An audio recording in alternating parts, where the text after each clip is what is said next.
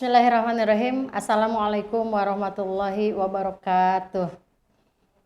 Innal hamdalillah nahmaduhu wa nasta'inuhu wa nastaghfiruh wa na'udzubillahi min syururi anfusina wa min sayyiati a'malina may yahdihillahu fala mudhillalah wa may yudlilhu fala hadiyalah. Qala rabbi shrah li sadri wa yassir li amri wa hlul 'uqdatam min lisani yafqahu qawli.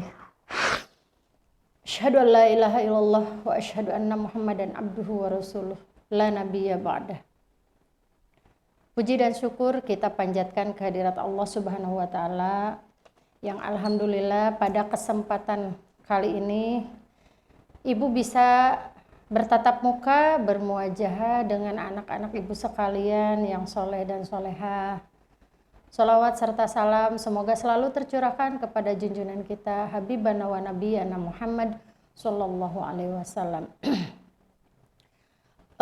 Anak-anak sekalian, anak ibu yang soleh dan solehah harus bersyukur, benar-benar bersyukur kepada Allah. Kita sampai kepada tahun baru Hijriah, tahun 1443 Hijriah. Tepat di hari ini tidak harus berhura-hura, tidak harus berpesta pora, cukup memuji syukur kepada Allah Subhanahu wa taala bahwa umur kita sampai di tahun ini. Hitungan tahun untuk Hijriah itu diawali dari waktu terbenam matahari yaitu maghrib. Apa yang harus kita lakukan ketika kita sampai kepada tahun baru bagi umat Islam?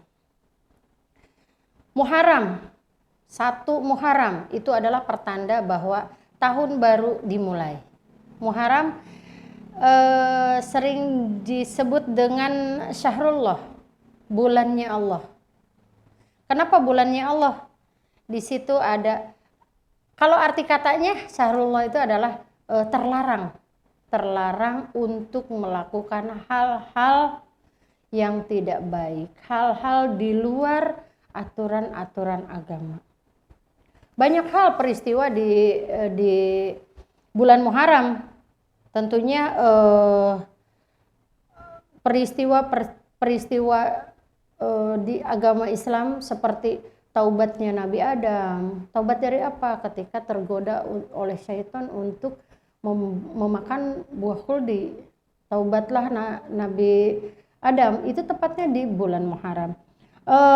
Terus ada berlabuhnya kapal Nabi Nuh yang menurut orang kafir sesuatu yang tidak mungkin, sesuatu yang tidak masuk akal, bahkan dikatakan sebagai orang gila ketika musim panas di pegunungan membuat kapal tidak masuk akal. Tetapi tidak seperti itu untuk Allah Subhanahu wa taala, apalagi untuk selevel nabi. Ketika Allah mewahyukan, Allah memerintahkan ikut. Itu terjadi di bulan Muharram. Setelah itu betul ada banjir besar, banjir yang cukup besar sampai menggenang dan kapal itu berguna. Disitulah orang-orang mengatakan Subhanallah, bahwa Allah itu benar ketika itu. Nah, ada diselamatkannya Nabi Yunus dari ikan paus, ada disembuhkannya Nabi Ayub dari penyakit yang sudah bertahun-tahun tidak sembuh, maka pada bulan Muharram disembuhkan oleh Allah Subhanahu wa taala. Subhanallah. Di bulan Muharram juga selain kita harus bersyukur, kita banyak amalan yang dilakukan oleh kita. Selain membaca doa akhir tahun pada sebelum sholat maghrib, karena tadi batas daripada siang dan malam atau pergantian hari dalam Islam itu adalah ketika terbenam matahari, yaitu ketika waktu maghrib. Nah, membaca doa akhir tahun dibaca sebelum maghrib. Membaca doa awal tahun dibaca setelah maghrib sebelum sholat isya. Jangan tidak sholat. Baca doa, sholat maghrib, baca doa awal tahun. Wajib? Tidak wajib, tetapi hal baik yang diajarkan oleh Rasulullah, yang diajarkan oleh para ulama, ikuti. Ya, jangan selalu mencari dalilnya apa. Ketika sesuatu itu baik untuk kita, baik untuk orang lain, baik untuk agama, nusa, bangsa, kita ajarkan. Contoh saja, kita mencintai negara ini. Itu sesuatu yang ajaran yang baik. Hubbul watan minal iman. Cinta tanah air adalah sebagian daripada iman. Tidak boleh negara kita dicaci maki oleh kita sendiri. Tidak boleh negara kita dikotori oleh tangan kita sendiri, tidak boleh. Karena Islam tidak mengajarkan hal seperti itu. Baik, anak-anak ibu sekalian, banyak hal yang bisa dilakukan ketika masuk di bulan Muharram. Bulan Muharram itu termasuk 4 bulan haram. Haram di sini adalah bulan yang dimuliakan oleh Allah Subhanahu wa taala. Yang 3 beruntun, Zulhijjah, Zulqa'dah, sama Rajab, sama 1 Muharram. Ya, ketika kita berdoa di bulan Muharram, maka Allah akan kabulkan doa itu sebagaimana terkabulnya doa Nabi Zakaria. Nanti kalian bisa baca, bisa cari pengetahuan tentang apa sih doa Nabi Zakaria yang bisa dikabulkan. Nah, ada beberapa hal yang bisa dilakukan, hal sunnah, tidak wajib. Hal sunnah yang dilakukan di bulan Muharram. Yaitu 1 ada puasa. Puasa Tasu'a yaitu tanggal 9 Muharram. Ada puasa Asyura di tanggal 10 Muharram. Barang siapa berpuasa pada hari ini, tanggal 9, dan berdoa, maka doanya diterima seperti doa Nabi Zakaria yang tadi ibu sampaikan ya. Puasa yang paling utama setelah Ramadan adalah puasa di bulan Allah. Tadi ibu terangkan, bulan Allah adalah bulan Muharram. Makanya Muharram dikatakan sebagai syahrullah, bulannya Allah. Gitu. 12 bulan di Hijriah, 4 yang dimuliakan oleh Allah, selain 1 bulan yang sangat mulia, yaitu bulan Ramadan. Ada yang hafal dari Muharram, Safar, Zulhijjah, Zulqa'dah, dan sebagainya sampai 12. Jadi kalian tidak hafal Januari Februari saja, tetapi bulan Islam harus lebih hafal. Ulang tahun katanya gitu. Bukan ulang tahun. Ungkapan syukur kita terhadap kelahiran kita. Dihafal. Lahirnya tanggal berapa? Tanggal 18 Juni. Tepatnya pada tanggal 10 Muharram misalkan. Dihafal ya, nak, bager. Jadi bulan-bulan Muharram harus kalian tahu, harus kalian hafal. Jangan hafalnya 1 Syawal, 1 Ramadan karena yang tenar sekali. Atau hanya yang dihafalnya bulan Maulid saja ketika ada lahir Nabi Muhammad. Harus hafal semuanya. Semua bulan. Atau haji misalkan. Atau ada, barangkali ada yang tidak tahu bulan mulai haji, pelaksanaan haji tanggal berapa. Begitu ya. Harus hafal semuanya. Karena ketika kita hafal berarti kita mencintai agama kita sendiri. Boleh berpuasa sunnah untuk bulan Muharram. 1 puasa Tasu'a tanggal 9 Muharram. Yang kedua puasa Asyura tanggal 10 Muharram. Yang kedua kita disunahkan untuk sholat 2 rakaat dan berdoa. Di dalam sholat itu berdoa untuk kebaikan dunia dan akhirat kita, hidup dan mati kita nantinya. Yang ketiga adalah memperbanyak amal soleh. Amal soleh yang mana? 1, bersedekah. Sedekah tidak harus berupa uang, tidak harus berupa materi. Kata Rasulullah, kamu tersenyum itu sudah sedekah. Ya. Jadi tidak harus memberi uang saja. Apalagi kalau kita bisa bersedekah dengan materi yang kita miliki. Kalau kalian bilang, oh saya mah duitnya juga masih minta ke orang tua, tetapi alangkah lebih baiknya ketika minta dari orang tua, disisihkan sedikit untuk teman kalian yang memang orang tuanya tidak mampu memberi jajan. Daripada kita membeli hal yang tidak bermanfaat, kurang manfaat, mendingan disedekahkan. Yang kedua adalah membaca Al-Quran. Nah, di SMK Negeri 1 Gunung Putri akan diluncurkan One Week One Juz untuk siswa. Selama ini kita guru, tata usaha, dan semua karyawan SMK Negeri 1 Gunung Putri sudah melaksanakan program One Week One Juz. 1 minggu itu 1 juz PR-nya. Bu, saya nggak bisa baca Al-Quran. Nanti ada program untuk pemantapan atau pembelajaran membaca dan tulis Al-Quran.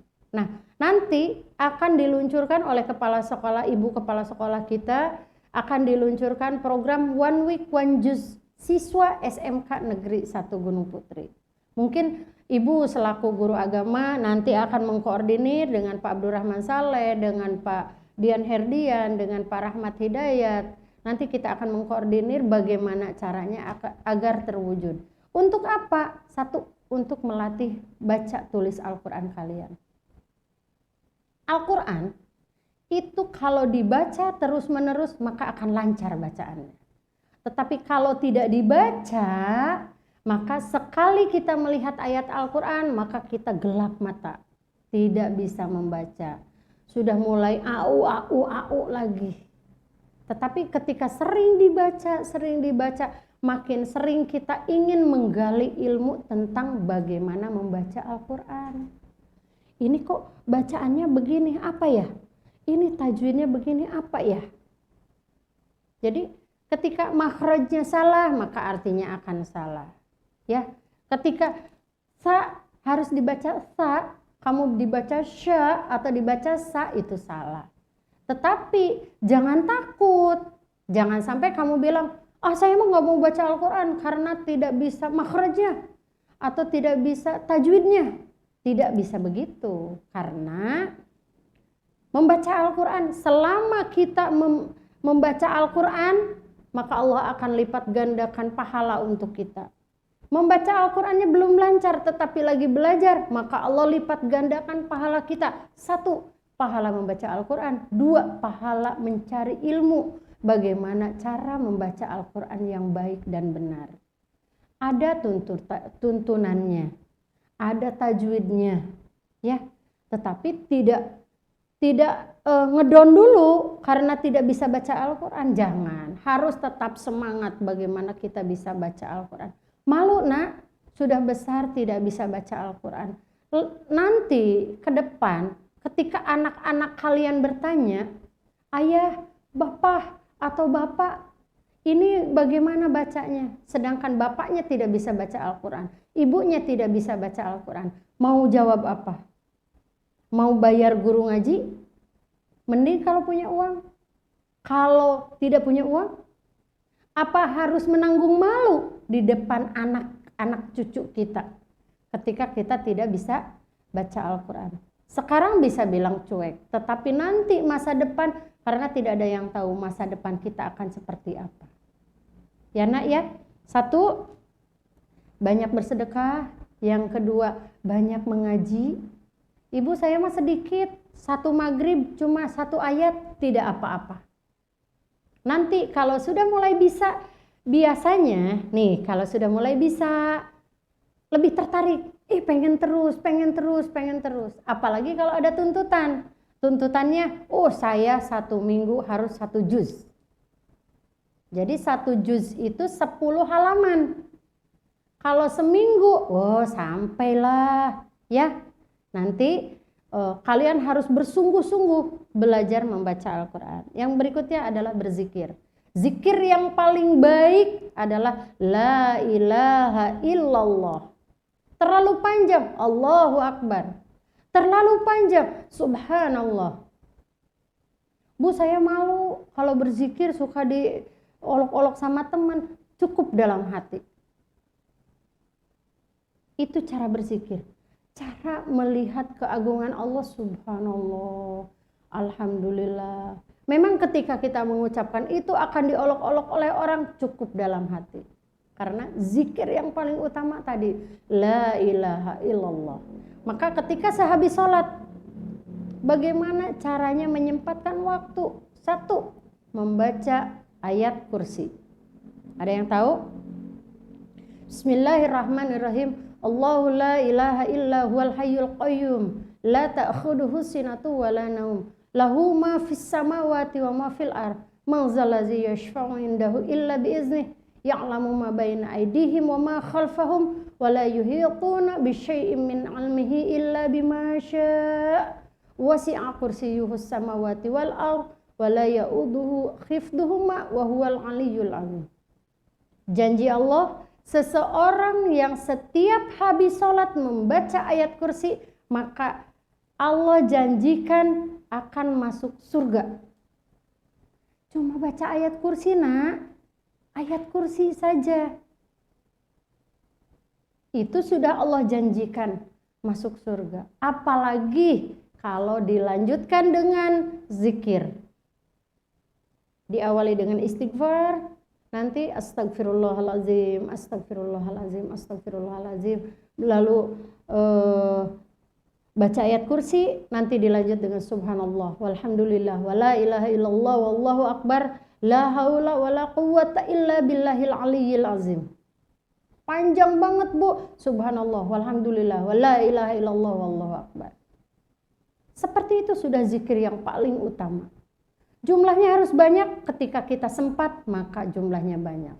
Ketika waktunya sempit, maka kita cukup dengan 3 atau 7 atau 11 atau 33 lebih utama ketika sehabis sholat.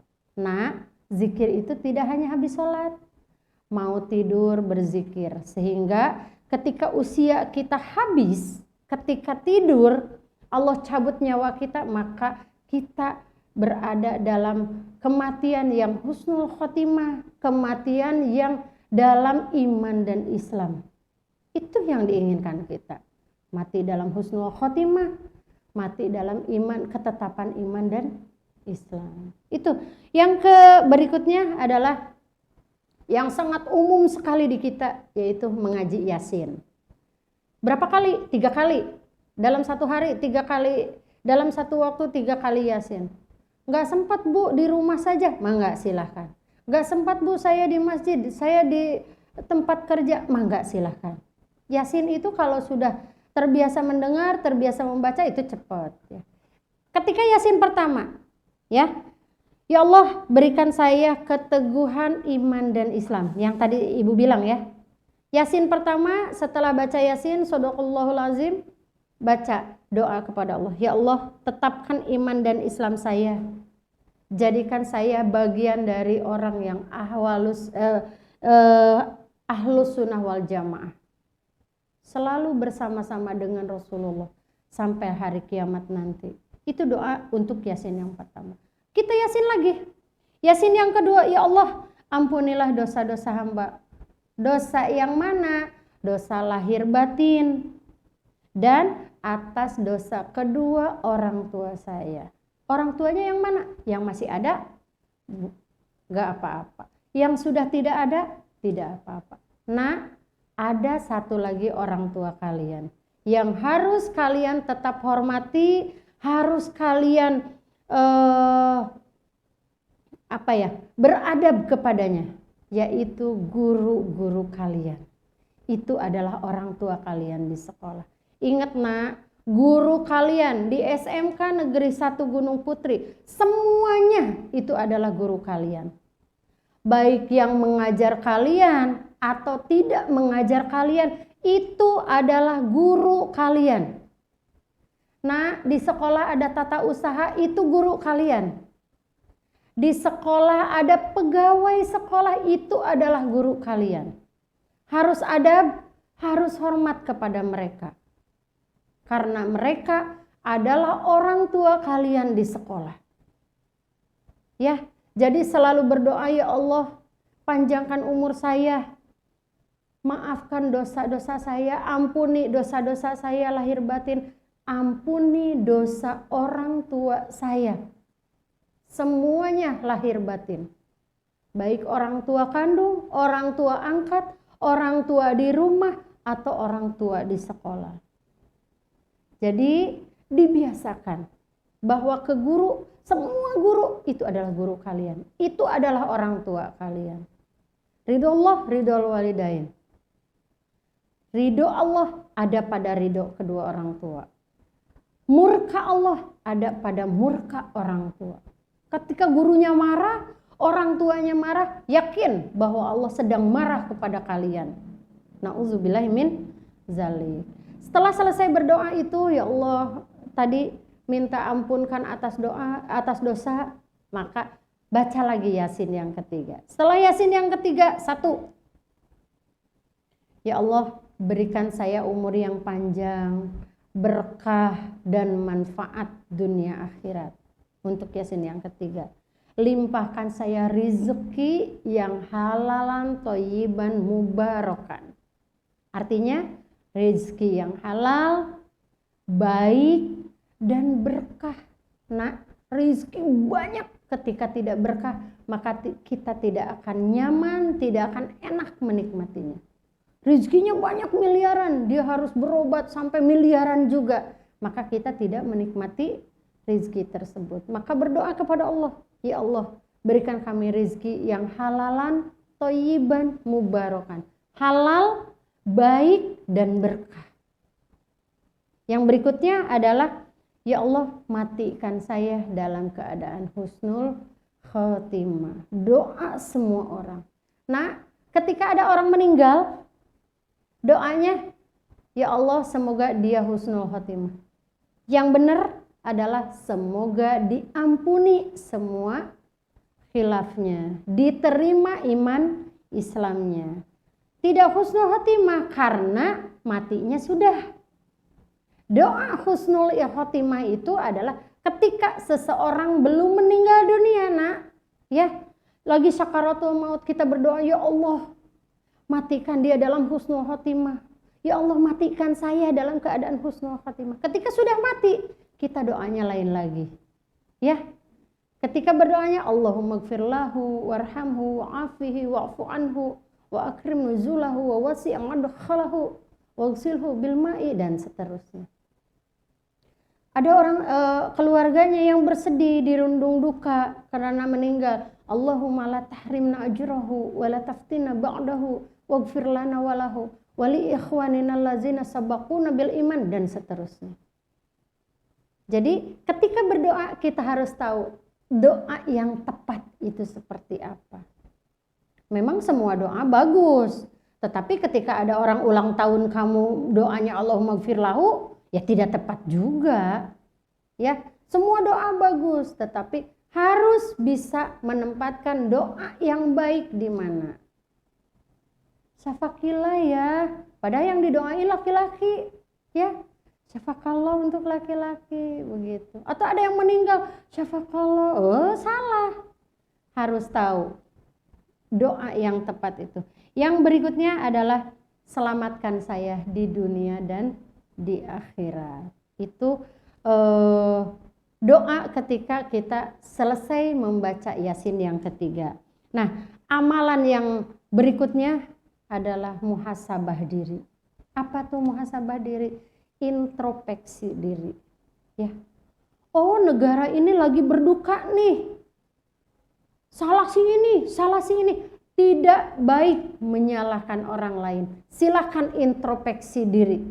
Oh, saya yang pola hidupnya tidak bagus, pola hidupnya tidak bersih, jarang cuci tangan, selalu bergaul. Nah, ajaran Islam sudah lebih dulu dengan 3M, dengan 5M. Islam sudah lebih dulu. Ingat cerita Jenderal Sudirman. Apa jimat yang dimiliki oleh Jenderal Sudirman? 1, selalu berwudu setiap saat. Ketika batal langsung wudu lagi. Ketika batal langsung wudu lagi. Maka Jenderal Sudirman itu memiliki asisten atau apa ya namanya?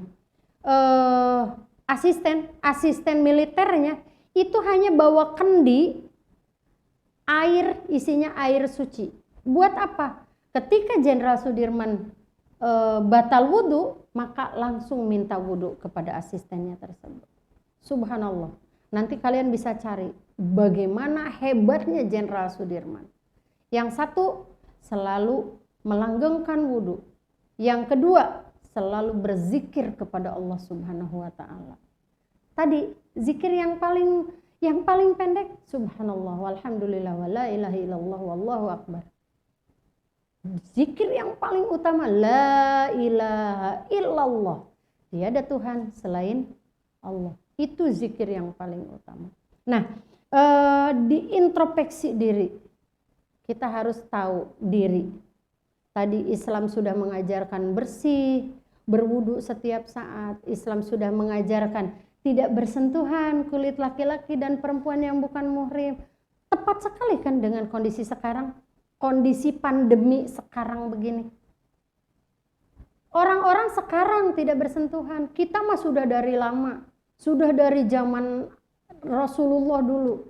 Ajaran kita sudah mengajarkan laki-laki dan perempuan tidak bersentuhan kalau bukan muhrimnya. Ketika bersentuhan kita harus berwudu lagi ketika mau beribadah. Nah, mungkin untuk kesempatan ini Ibu tidak, sebenarnya sudah panjang lebar gitu, tetapi inginnya kita bertemu, bertatap muka, bermuwajahah untuk saling memberikan ilmu, saling mencari ilmu. Karena guru pun tidak hanya memberikan ilmu, guru pun tetap mencari ilmu. Nah, ketika ada anak murid yang bandel, guru akan mendapatkan ilmu dari situ. Bagaimana untuk memperbaiki akhlak dan adab siswa kepada guru. Nah, adab itu apa? Akhlak, nak. Ya, jadi dengan bahasa yang santun, dengan tingkah yang sopan, maka itu adab Islam kalian sudah pakai. Nanti kita akan ketemu bermuwajahah, kita selalu berdoa kepada Allah Subhanahu wa taala bahwa pandemi ini akan segera berakhir. Kita akan mencari ilmu bersama-sama, kita akan berinteraksi, saling tukar pikiran, tukar ilmu. Walaupun posisinya saya selaku guru, kalian sebagai murid, tetap kita akan berkolaborasi untuk menciptakan manusia yang sukses dunia dan akhirat. Mungkin itu saja yang bisa Ibu sampaikan untuk kalian. Amanatnya, tetaplah menjadi muslim sejati dengan iman, Islam dan ihsan di dada kita, dengan syahadat asyhadu an la ilaha illallah wa asyhadu anna muhammadar rasulullah sampai akhir hayat. Hal yang terbaik ketika kita meninggal dunia, kita ucapkan asyhadu an la ilaha illallah wa asyhadu anna muhammadar rasulullah. Pengakuan kita, sumpah kita kepada Allah Subhanahu wa taala bahwa kita akan tetap menjadi orang Islam. Kita sambut bulan Muharram dengan sukacita, dengan penuh rasa syukur kepada Allah Subhanahu wa taala. Mungkin itu saja dari Ibu. Wabillahi taufiq wal hidayah. Wassalamualaikum warahmatullahi wabarakatuh.